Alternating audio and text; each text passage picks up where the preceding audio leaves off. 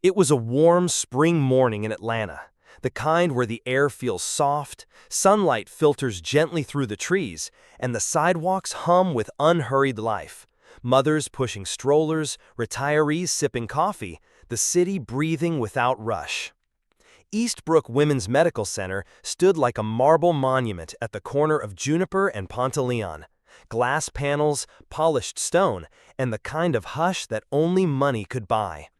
Inside, the air conditioning whispered over leather chairs and flower arrangements that looked too flawless to be real. Danielle Carter stood just outside the entrance, one hand resting protectively on her round belly, the other tightening the strap on her worn canvas tote. 6 months pregnant and glowing, she wore a soft blue maternity dress. Clean, simple, beautiful. Not designer. Her skin, a warm, deep brown, caught the light with a quiet dignity. But it also drew second glances from passing white couples who breezed past the glass doors without so much as a nod. Inside, a blonde receptionist glanced up, then quickly back down. Danielle took a breath, long and steady, the kind that hides nerves with routine. "All right, baby," she whispered, gently rubbing her belly. "Let's get this checkup done. Daddy will be here soon." Her voice was calm but tired. Her eyes flicked to the phone screen. 10:17 a.m. Ethan had promised to meet her by 10:30. Called into the field again, something urgent at the U.S. District Office, but he said he'd rush over. And she believed him. Ethan always kept his word. Still, this was their first 4D scan, a milestone, a moment meant to be shared. And now she was walking into this place alone. The automatic doors hissed open. Inside, all sound seemed to muffle under the polished quiet. Danielle approached the front desk. The receptionist didn't look up. "Good morning, Danielle Carter. I have a 10:30 appointment with Dr. Halbert." Her tone was polite but confident, rehearsed from years of proving she belonged. She smiled softly, eyes scanning for warmth. There was none. The receptionist blinked slowly, took in Danielle, then gave her a look, not overtly rude, but laced with something colder. "You're here for Dr. Hallard?" she asked, as if the name had been mangled. Danielle kept her composure. "Halbert, scheduled 2 weeks ago, confirmed by phone last night." "I see," the woman muttered, sliding a clipboard toward her with an indifferent hand. "Fill this out." Danielle took the forms and sat. Across the room, women in designer handbags whispered to each other. One clutched her bag tighter. An older white man, possibly a husband, shifted uncomfortably in his seat, eyes pointedly avoiding hers. "You're here for the baby," Danielle reminded herself. "That's what matters." She filled out the forms with perfect penmanship, even as her fingers trembled slightly. Every minute Ethan wasn't beside her, she felt more exposed. She had just finished the last page when a nurse called her name. The woman didn't smile. She didn't greet, just stood in pale scrubs, clipboard in hand, eyes flicking up and down like she was scanning luggage. Danielle rose slowly, pressing her hand to the small of her back. She smiled gently as she approached. The nurse turned and walked away without a word. The hallway was immaculate. Soft music played in the background, meant to soothe, but to Danielle, it felt like a mask hiding something rotten. Framed portraits of glowing white mothers and perfect newborns lined the walls. She wondered, fleetingly, if a woman who looked like her had ever been on one of those brochures. They stopped outside room 3B. The nurse opened the door and gestured. "The doctor will be with you shortly," she said, shutting it before Danielle could respond. The room smelled of antiseptic and lavender. A monitor blinked quietly in the corner. Danielle sat on the edge of the bed, smoothing her dress. She checked the time again. 10:43.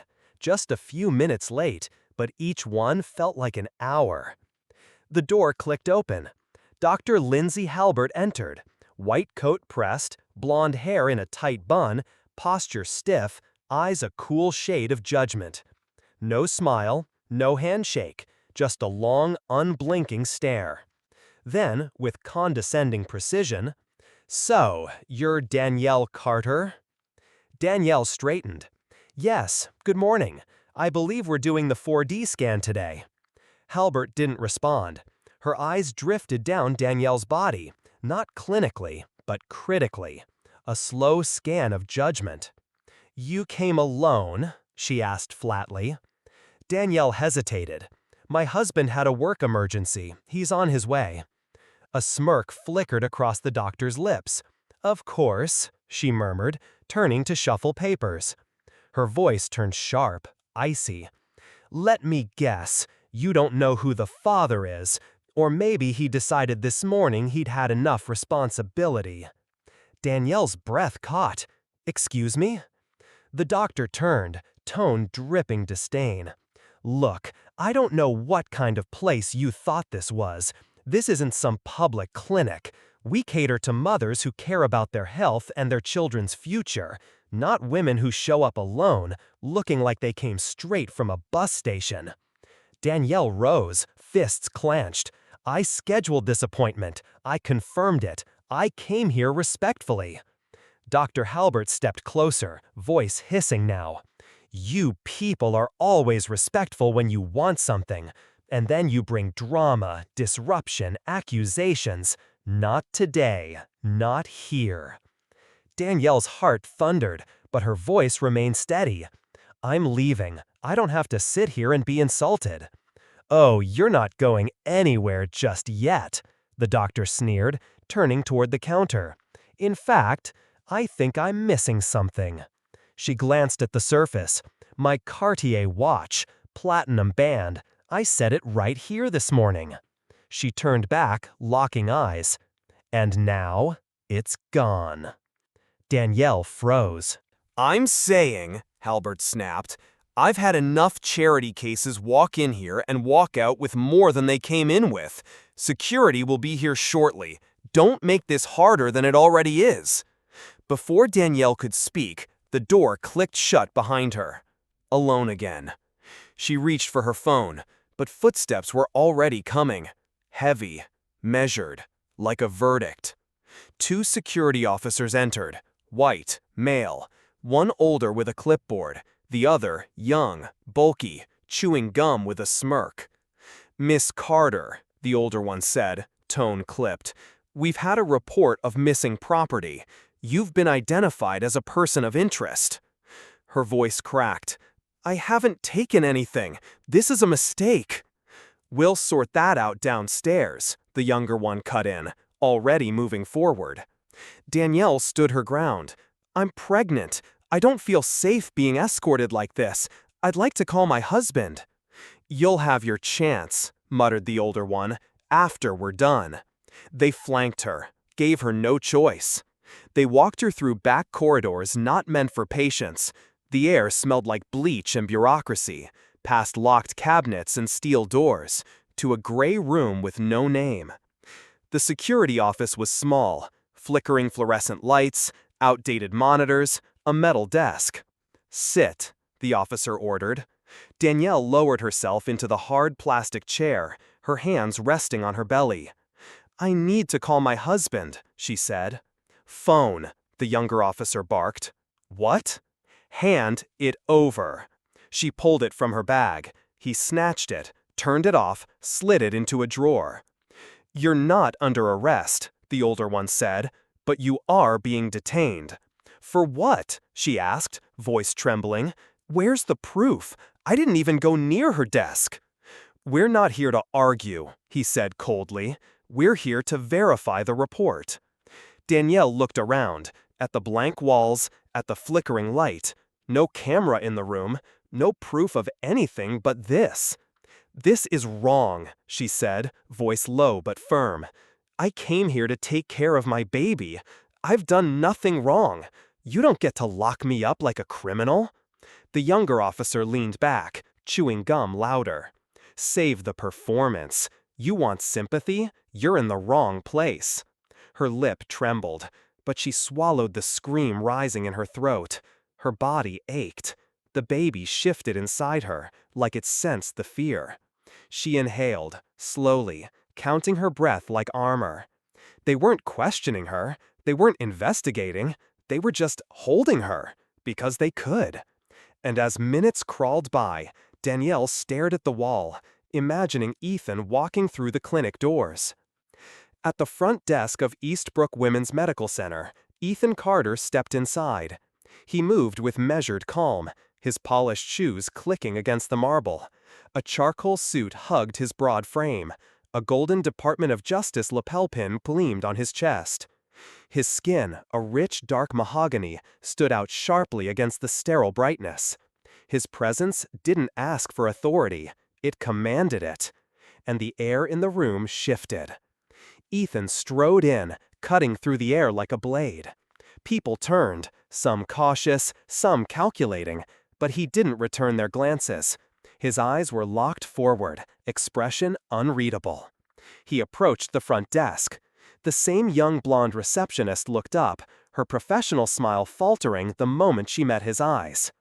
Ethan, voice calm, authoritative. "Good morning. I'm looking for Danielle Carter.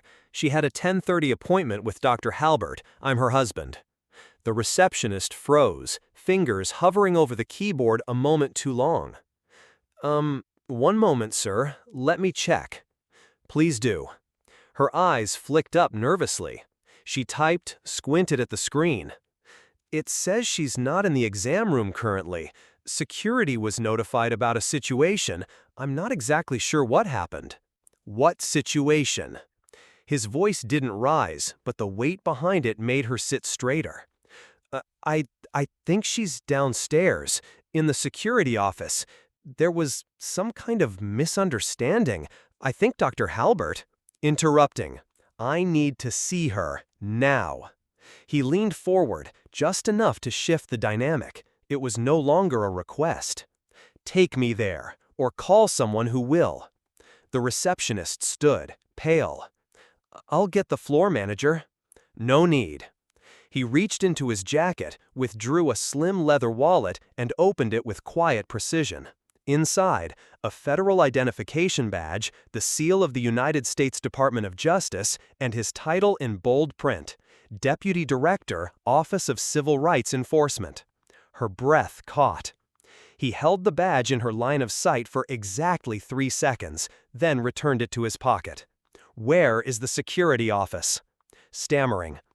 "Down the corridor, past the staff elevators, first door on the left." Without a word, Ethan turned and walked. His strides were sharp and unyielding, like he'd walked this hallway 100 times. His fingers curled at his sides, not from anger, but control. Someone was about to learn just how grave a mistake they'd made. NT security office, moments later. A metallic door hung slightly ajar. Muffled voices behind it. Ethan pushed it open. Inside, Danielle sat stiffly in a chair, hands over her pregnant belly.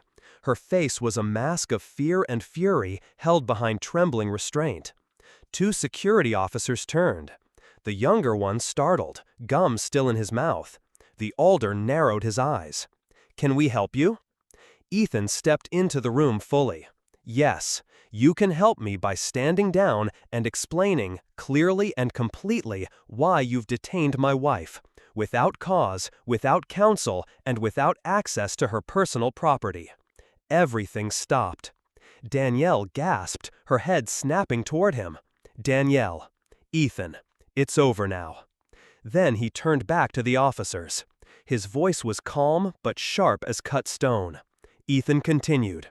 "I want the name of the individual who ordered this detainment, the report that justified it, and access to every second of surveillance footage involving my wife. Immediately." The younger officer stepped back. The older hesitated. Older officer. "Sir, this isn't... Look, we were just following protocol." "You're not trained in constitutional law. I am." "Beat. You violated several statutes already. Get me the footage, or I call the state attorney general." Silence. Danielle exhaled a breath she didn't realize she was holding. A tear rolled down her cheek, not from fear, but relief. The kind that comes when justice walks into the room in a dark suit and says your name out loud. The hum of fluorescent lights above seemed to intensify. Even the air felt brittle. Young officer. We didn't mean anything by it. It was just a precaution. Smoothly. Your version of precaution involves detaining a pregnant woman without evidence, confiscating her phone, and denying her communication? That's not precaution. That's unlawful restraint.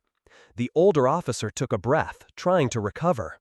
Dr. Halbert reported a missing item. She identified your wife as the last patient in the room. We were just following standard procedure. Then show me the footage, right now. We're not authorized to do that. You are now. He held up his badge again, steady. I'm invoking immediate oversight under federal civil protection. Delay one more minute and this becomes obstruction. The room shifted. Power no longer sat on the guards' uniforms, but in the gleaming weight of Ethan's badge. The older officer nodded stiffly, turned to the wall console, and began cueing the feeds. The monitors flickered. Hallways, waiting rooms, exam room entrances. 10:41 a.m. Danielle entered the exam room. Calm, polite. She sat, never touched anything but the doorknob and the chair. 10:52 a.m. Dr. Halbert exited, glanced at the tray, touched her wrist, then stormed out. Freeze. Zoom in on the tray. The image sharpened. A silver Cartier watch rested beside the tissue box. She left it behind. Her voice broke with disbelief. Roll forward. 10:54 a.m. A janitor entered briefly. Didn't touch the tray, left. 10:59 a.m. The watch still sat there. Then the feed cut. Ethan turned sharply. Where's the rest? That's when the cleaning crew rotates. There's a blind spot in the shift handoff. Convenient. He opened a drawer, retrieved Danielle's phone, and handed it to her gently. Then he faced the officers one final time. You detained my wife, without evidence, without process. That's a violation of civil rights, and I assure you, there will be consequences. No one spoke. Danielle clutched his hand. Her eyes brimmed, not with fear, but with awe. Ethan Carter stood tall, eyes locked on the trembling officers before him. Ethan, calm, firm, detaining a pregnant woman without cause, denying her access to communication and medical autonomy, that's not protocol. That's unlawful restraint and borderline reckless endangerment. He held up his federal badge once more. Deputy Director, U.S. Department of Justice, Office of Civil Rights Enforcement. The room went silent. Even the fluorescent lights above seemed to hum more sharply. I'm filing formal complaints with the DOJ.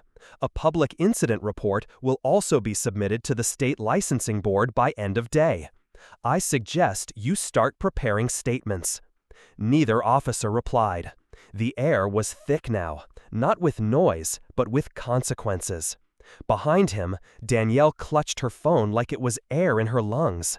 Slowly, she stood, still shaken, but no longer small. Danielle, quiet but steady.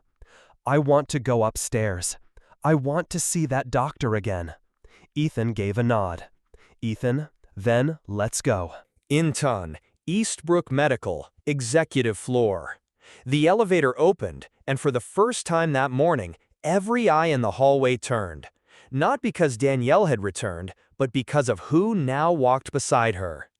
Ethan Carter's steps were measured, but his presence carved through the sterile air like a warning. Danielle walked just behind him, no longer trembling, no longer diminished. Her chin was high, her stride unbroken. Her pain had become purpose. A uniformed administrator stood nervously near the glass-walled conference room. Mr. and Mrs. Carter, Dr. Halbert is inside. We've convened the Internal Ethics Board for an immediate review. Ethan nodded once. Ethan, let's begin. Inton, glass conference room, moments later. 3 board members sat at the far end, 2 men, 1 woman. All white, all uneasy. Dr. Lindsay Halbert sat stiffly at the opposite side, arms crossed, jaw clenched, defiance barely hiding her discomfort. Danielle sat across from her. Ethan remained standing. His DOJ badge rested beside a slim stack of documents. Silence. Then the board chair cleared his throat. Board chair. Mr. Carter, we've reviewed the preliminary footage. You've indicated a desire to file formal action. Ethan slid the papers forward. Ethan. Typed. Signed. Time-stamped. My wife was falsely accused of theft, illegally detained, denied contact with me, humiliated in your facility. We have footage proving the theft never occurred, and audio recordings capturing racially charged remarks made by Dr. Halbert. Dr. Halbert, scoffing. This is ridiculous. I followed protocol. I had every reason to suspect. Ethan, cutting in. Ice cold. You had every reason to assume, based solely on her appearance. Not her behavior, not facts, just the color of her skin, and the absence of a man beside her. Danielle turned to her accuser, her voice clear, no longer breaking, but breaking through. Danielle. You looked at me and saw something disposable. You didn't see a teacher, a wife, a mother-to-be. You didn't even see a person. You saw a problem. Dr. Halbert, defensive. That's not how it happened. Danielle, unshaken. You told me I looked like I came from a bus station. You said I'd probably been abandoned. You called me a thief before you spoke to me like a human being. Silence. One board member shifted, another cleared his throat. Ethan stepped forward, voice unwavering. Ethan. Dr. Halbert's conduct is not just unethical, it's actionable. We're pursuing federal civil rights litigation, but beyond that, we're demanding a written public apology, immediate suspension, mandatory anti-bias training, institutional reform. The board chair's voice cracked slightly. We'll begin proceedings immediately.